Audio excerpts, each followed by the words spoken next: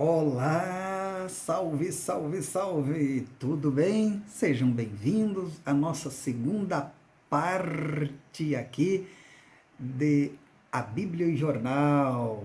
Essa segunda parte da mensagem, Jesus não é fake news. É porque tem muito Jesus fake news por aí. Além de transmitirem fake news, mentiras, o pessoal bota Jesus na parada. É complicado, né? Então, aqui nós estamos na segunda parte, Jesus não é fake news. Então, se você não viu a primeira parte, tem aí, procure aí, tá bom? Esta é a segunda parte. Na primeira parte, vimos que no mundo de Jesus, no primeiro século, havia muita fake news sobre a história de Jesus. Por isso mesmo, Lucas escreve o seu evangelho para Teófilo, alguém importante que estava começando a caminhar na fé em Jesus, mas que estava com algumas dúvidas. Se os fatos sobre a pessoa de Jesus eram mesmo daquele jeito que ele tinha inicialmente ouvido ou não. Então, na introdução do Evangelho de Lucas, se torna a chave para entender o seu Evangelho, já que ele usa a introdução para mostrar a Teófilo que os acontecimentos relacionados à pessoa de Jesus são confiáveis, pode confiar. Para isso, ele vai dizer três coisas aí nessa introdução que são fundamentais para Teófilo sobre os fatos relacionados à pessoa de Jesus. E, lógico, muito importante para todos nós hoje, quase 2000 anos depois. Primeiro, como já vimos na mensagem na primeira parte, Lucas diz a Teófilo que muita gente antes dele já tinha escrito sobre a pessoa de Jesus. Está aí no verso 1 do capítulo 1. A gente está usando o capítulo 1, do verso 1 ao 4, tá bom? Eu fiz comentários e você pode encontrar lá na primeira parte. É só conferir, tá bom? Vamos continuar aqui então. Lucas diz uma segunda coisa agora a Teófilo que é fundamental nessa introdução dele, para a gente entender tudo sobre o que aconteceu com Jesus. A gente deve confiar ou não? Segunda coisa que Lucas diz a Teófilo é que houve um estágio anterior ao registro destes fatos. Está aí no verso 2. Ele diz assim no verso 2: conforme nos transmitiram os que desde o princípio foram deles testemunhas oculares e ministros da palavra. Olha só o início do verso 2. Conforme nos transmitiram. Transmissão aí das notícias, das informações, dos fatos, dos acontecidos com Jesus. Então veja bem, antes de ser registrado estes acontecimentos sobre Jesus, de Lucas agora aí, de Mateus, Marcos e João, antes desses fatos, do que aconteceu com a vida de Jesus, serem escritos, serem registrados, a transmissão destes fatos era feita de forma oral. As pessoas contavam histórias sobre Jesus, muitos contavam fake news, como eu disse, como é o tema nosso, mas outros não, outros andaram com Jesus, estiveram com Jesus, viram o que ele falou, o que ele ensinou e presenciou os milagres de tudo que ele fez, tá bom? Então, tudo isso, antes de ser escrito essas informações, elas eram transmitidas de forma oral, de uns para os outros. E esse período aí, em que essas informações sobre Jesus eram transmitidas de forma oral, ficou conhecido como as tradições orais de Jesus. As tradições orais de Jesus. E esse período aí, em que as informações sobre Jesus eram transmitidas só de forma oral, antes da escrita, ele vai mais ou menos do ano 30, 31 aí, quando Jesus ressuscita e é elevado aos céus, até mais ou menos o ano 30. vai 30 anos, mais ou menos, do ano 30 ao ano 60, quando o primeiro evangelho, o evangelho de Marcos, é escrito. Então nós temos o período dos 3 anos e meio, quase 4 anos do ministério de Jesus. Ele morre e ressuscita e ascende aos céus. Então aí, desse período do ano 30 até o ano 30, estou fazendo confusão, do ano 30 da ressurreição de Jesus, que ele é levado ao céu, até o primeiro evangelho escrito, que é o de Marcos, no ano 60, a gente tem um período aí de 30 anos. Lucas escreveu um pouquinho depois, no ano 70, a gente tem aí o que? 40 anos. E João, que foi o último a escrever, lá para o ano 90, quase o final do primeiro século, a gente tem aí quase 50 anos. Olha para você ver. Então, nesse período, a mensagem de Jesus era transmitida de forma oral, tá bom? Antes dos evangelhos serem escritos. Mas veja bem, mesmo depois que os evangelhos foram escritos, mesmo depois, esse período oral ainda continuou por muito tempo, porque não era todo mundo que podia ter acesso a esses escritos. Eram caros, as pessoas não sabiam ler, muitas, a grande maioria, tá bom? Então esse período continuou ainda aí por mais algum tempo, tá ok? Duas observações importantes aqui, que nesse estágio oral do ano 30 ao ano 60, o Evangelho de Marcos, do ano 70 o Evangelho de Lucas, do ano 80 o Evangelho de Mateus, do ano 90 e pouco o Evangelho de João, nesse período oral aí, não existiam os escritos de Jesus, os evangelhos, mas o evangelho já existia. Como assim? Porque tem gente que acha que o evangelho de Jesus passou a existir só depois que os 4 evangelhos foram escritos. Não, não. O evangelho não passou a existir quando os 4 evangelhos foram escritos. Você tem que entender isso, tá bom? Pois o evangelho é Jesus, não os 4 evangelhos. Os 4 evangelhos registram o que Jesus fez e ensinou, e ele encarnou isso.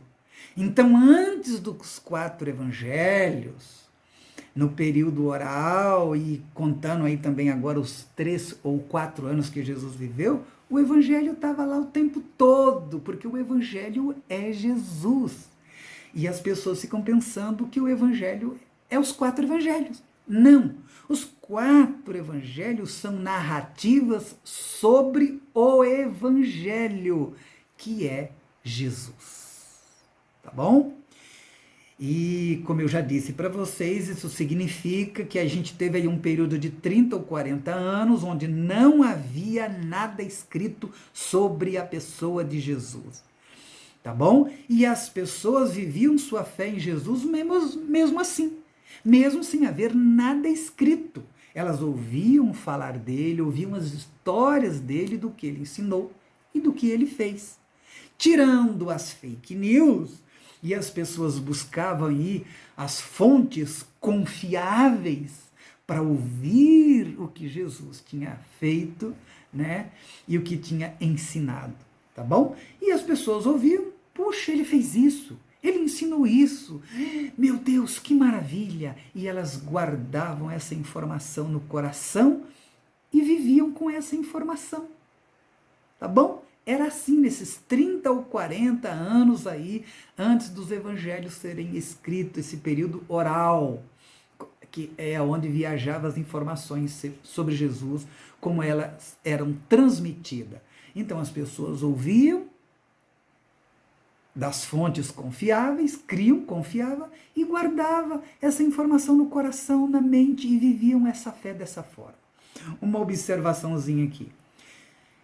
Se os 4 evangelhos desaparecer, ou destruir, botar fogo, acabar, como já quase ocorreu na história, você tem que entender que nada muda.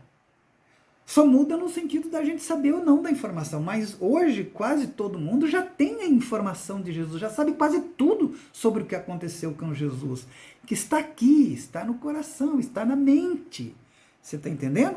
E aí tem que ficar claro que o Evangelho é Jesus, e Jesus é indestrutível. Quem ressuscitou foi Jesus, uma pessoa, não a letra, não os 4 evangelhos, não os escritos de Mateus, Marcos, Lucas e João, não as narrativas deles, mas o Evangelho é Jesus, e Jesus é indestrutível, tá bom? Portanto, cuidado, faça essa separaçãozinha aí. Porque para muita gente, se a Bíblia fosse retirada, destruída, queimada, para muita gente Jesus morreria junto, tudo morreu junto, o Evangelho morreu junto, foi queimado, foi destruído. Mas saiba, e esse é um ponto importante, principalmente aqui no nosso país, porque as pessoas fazem uma confusão enorme sobre isso. A Bíblia é menor do que Jesus. Jesus é maior do que a Bíblia inteira, do que o Antigo e o Novo Testamento. Jesus é maior do que o que Paulo escreveu, do que o que os apóstolos escreveram, do que o que os evangelistas escreveram. Tá bom, meus queridos? Gente, o Evangelho de Jesus, então, não é nem oralidade, nem escrita, mas o Evangelho de Jesus é Jesus. E mais, Jesus mesmo disse que as minhas palavras são espírito e vida. Então o Evangelho é um espírito, tá bom? Oralidade e escrita são mídias, são meios de propagação da mensagem. Não é a mensagem. Jesus é o Evangelho. Isso tem que ficar muito bem claro para você, tá ok? E aí que fica a pergunta, é por quem a mensagem do Evangelho era transmitida então nesse período oral? Quem eram as pessoas? O verso 2, Lucas chama essas pessoas de testemunhas oculares e ministros da palavra. Você lembra que na aula 1 eu falei que Jesus tinha 2 grupos principais, o dos 12, mais íntimos, mais próximos, que ele escolheu logo no início, e teve também o grupo de 70 de Lucas, que ele chamou, orientou, ungiu, abençoou e mandou eles irem pregarem a mensagem do Evangelho. E teve mais outras pessoas que conviveram muito próxima de Jesus, e que viu, que testemunhou, e que saiu pelo mundo falando sobre o Evangelho de Jesus. Então essas pessoas eram quem transmitiam as histórias, os acontecimentos sobre a pessoa de Jesus antes dos evangelhos serem escritos, tá bom? E no verso 2, Lucas ainda vai dizer que essas testemunhas oculares que saiu pelo mundo contando as histórias de Jesus, isso era desde o princípio, no caso do ministério de Jesus, do que aconteceu durante os 3 anos e meio com Jesus, tá bom? Um resuminho aqui do que a gente já falou. Na primeira questão, Lucas coloca para Teófilo dizendo que muitos já haviam escrito sobre Jesus antes dele. Aí no verso 1, Lucas vai escrever para Teófilo e diz, olha Teófilo, muita gente antes de mim já escreveu sobre Jesus, tá bom? Marcos já tinha escrito, muitas cartas de Paulo já estavam lá. A segunda coisa que Lucas diz para Teófilo é, Teófilo, que houve um estágio anterior, antes dos fatos sobre Jesus serem registrados. É o período oral, chamado tradições orais. Então, muita gente falou sobre Jesus antes dos evangelhos serem escritos, tá bom? E a terceira coisa e última que Teófilo, que Lucas vai dizer para Teófilo, é que ele, Lucas, fez uma acurada investigação sobre esses fatos relacionados à pessoa de Jesus. Ele diz aí no verso 3, igualmente a mim me pareceu bem, depois de acurada investigação de tudo desde a origem, dar-te por escrito essas informações. Então você veja bem, Lucas era médico e companheiro de viagens de Paulo. Ele não andou com Jesus, como andou os 12, andou os 70, andou outras pessoas, mulheres e tudo mais. Não. Lucas não fazia parte desse grupo, nem dos 12 nem dos 70. Por isso mesmo, ele tem que fazer uma acurada investigação sobre os fatos relacionados à pessoa de Jesus. Por isso que ele também vai precisar dessas testemunhas oculares que andaram com Jesus. E ele vai ter conversa com ela, ele vai buscar informação com essas pessoas sobre o que aconteceu com Jesus. Ou seja, como um investigador, você gosta de filmes policiais? Eu adoro, eu amo filme policial. É o que eu mais assisto, eu gosto muito de ver lá o pessoal investigando para desvendar o serial killer, quem é o assassino. Eu acho muito legal. Então Lucas mesmo ele diz, olha, eu fiz uma acurada investigação. Parecia um detetive, um investigador. Ele persegue as pistas para que possa levar aos acontecimentos verdadeiros sobre o que aconteceu com a pessoa de Jesus, porque ele não quer falar bobagem para Teófilo, quem está bancando, patrocinando ele e para quem ele vai escrever, enviar a sua obra, tá bom? Então veja que Lucas, de médico agora, Lucas trabalha como um pesquisador, como um historiador de Jesus. Lucas vai pesquisar as informações que já dispõe e também vai ter contato com as testemunhas oculares dos fatos sobre a pessoa de Jesus. Uma observaçãozinha aqui sobre Lucas. A obra de Lucas tem 2 volumes. Ele não só escreveu o Evangelho, mas também escreveu o livro de Atos. E nesse sentido, Lucas vai além de todos os outros evangelistas. Além do seu evangelho, ele também escreve sobre a história da igreja primitiva, que é uma continuação dessa história de Jesus. Então você vê que há uma ligação aí muito grande entre Jesus e os seus discípulos, tá bom? E a gente tem aí no livro de Atos um pouquinho do que rolou, do que aconteceu na igreja primitiva. Graças a Deus por o doutor Lucas, não? Que deu uma de historiador aí, foi muito bom. Então ele vai enviar as 2 obras para Teófilo, e eu imagino que Teófilo leu, devorou aquilo lá, porque se fosse eu, né? Eu devoro esses livros, acho maravilhoso essas informações. E isso deve ter dado paz e tranquilidade para o Teófilo. Lucas diz, vai continuar, ele diz que essas investigações que ele fez foi de tudo desde a sua origem, ele diz aí no verso 3, ou seja, desde o nascimento e infância de Jesus. Como eu disse, os evangelhos apócrifos só apareceu porque os 4 evangelistas praticamente não falou nada sobre a infância de Jesus. Só Mateus e Lucas. Lucas, por exemplo, fala do nascimento de Jesus, da circuncisão do menino, da apresentação de Jesus no templo. Ele faz uma síntese da infância, da criação de Jesus. Fala de Jesus com 12 anos no templo, lá discutindo com os doutores da lei. Mas tudo muito resumido, muito sintético. Tá bom? E para concluir, vamos ler o verso 4. Ele diz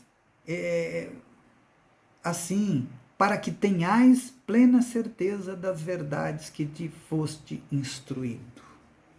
Lucas conclui dizendo que espera que o relato dos fatos sobre a pessoa de Jesus, e no caso também sobre a história da igreja, o seu início lá, né, dê segurança para Teófilo sobre as coisas que ele inicialmente ouviu, que ele foi ensinado, porque ele estava começando a caminhar no Evangelho de Jesus. Esse homem chamado Teófilo deve ter sido alguém com alguma instrução, uma pessoa importante nos dias do século I, e ele quer saber de Lucas, ele conheceu Lucas, e Lucas deve ter falado para ele também de Jesus. E aí ele diz, puxa, eu gostaria de mais detalhes, eu gostaria de informações completas, confiáveis. E Lucas vai fazer esta obra, escrevendo o seu evangelho e também o livro de Atos. Essa obra fantástica, e ele depois entrega para Teófilo. E eu imagino que tudo isso deve ter dado paz, tranquilidade, segurança para Teófilo, para poder caminhar, aprendendo, crescendo no Evangelho de Jesus. Então Lucas mostra para Teófilo que Jesus é histórico, é verdadeiro, existiu mesmo, e que os relatos que ele escreveu no seu Evangelho sobre a pessoa de Jesus são verdadeiras e confiáveis. Além de tudo aquilo também que ele vai falar sobre a história da igreja. Meu querido, eu quero dizer para você o seguinte, que a gente vive um momento muito complicado na história do Brasil e do mundo. Há muita mentira sobre a pessoa de Jesus. Não só no sentido histórico, que hoje já nem há tanta, porque a arqueologia e a história, os historiadores foram tão fundo que hoje isso quase não existe mais, é algo praticamente resolvido. Mas eu falo sobre o Jesus verdadeiro que está nos evangelhos, que está sendo distorcido, pervertido, falsificado por aí. Há muita mentira. As pessoas pegam o evangelho de Jesus e transformam em latrina. Dá nojo, dá vergonha. Eles leem lá o texto e falam o que quiser para as pessoas e as pessoas aceitam, acham que aquilo é daquele jeito. E eu queria pedir para você, leia os evangelhos, leia os evangelhos. Faça esse propósito na sua vida, vai te ajudar demais. Leia todo dia um capítulo. Termina Lucas, vai para Mateus, vai para Marcos, vai para João.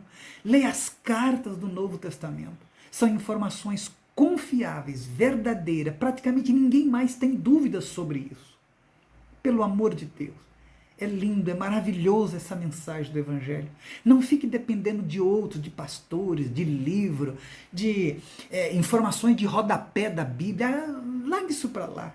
Vá direto na fonte. Leia os 4 Evangelhos. Leia, leia, leia. Deixa essa mensagem impregnar a tua mente, o teu coração. São tudo verdade, são tudo confiáveis. E quando essa informação virar espírito na tua vida, virar palavra de Deus na sua vida, você vai ver a transformação que vai acontecer com você. Então não pegue informação de segunda mão. Os evangelhos estão aí. Bíblia hoje em dia é uma coisa que mais se tem. Você tem ela de graça na internet para ler, no celular, na palma da sua mão. Leia os 4 evangelhos, leia as histórias de Jesus. São verdadeiras, são lindas, são maravilhosas, são transformadoras. Deixa isso encher a tua mente, impregnar a tua mente. O Evangelho de Jesus, nessas informações que a gente tem nos Evangelhos, Mateus, Marcos, Lucas e João. Lembrando que o Evangelho é Jesus. E os 4 Evangelhos são narrativas sobre o Evangelho, que é Jesus. Deixa esse Espírito impregnar a tua vida, a tua alma. É isso que tem o poder de te transformar. O Evangelho de Jesus. Isso é palavra de Deus. Tá bom? Vamos orar. Pai querido, no nome de Jesus, eu procurei fazer o melhor aqui nessa parte da introdução do Evangelho de Lucas, dizendo que Jesus não é fake news. Jesus é verdadeiro, é real, é histórico, existiu mesmo.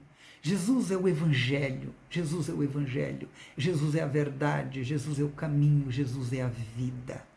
E que a gente precisa muito ler os 4 Evangelhos, para deixar essa mensagem entrar no nosso coração, virar palavra de Deus mesmo para nós, palavra de salvação, de cura, de transformação, para que a gente discirna de fato nessas informações o Evangelho de Jesus de verdade na nossa vida. Em nome de Jesus, eu peço que o Senhor abençoe todos que ouviram essas 2 partes da mensagem. Jesus não é fake news. Amém. Deus abençoe você bastante. Assim terminamos a segunda parte de que Jesus não é fake news. E logo, logo, logo a gente volta com mais uma mensagem aí de Jesus maravilhoso, esse Jesus abençoado. A gente volta com mais informações sobre a Bíblia e o jornal.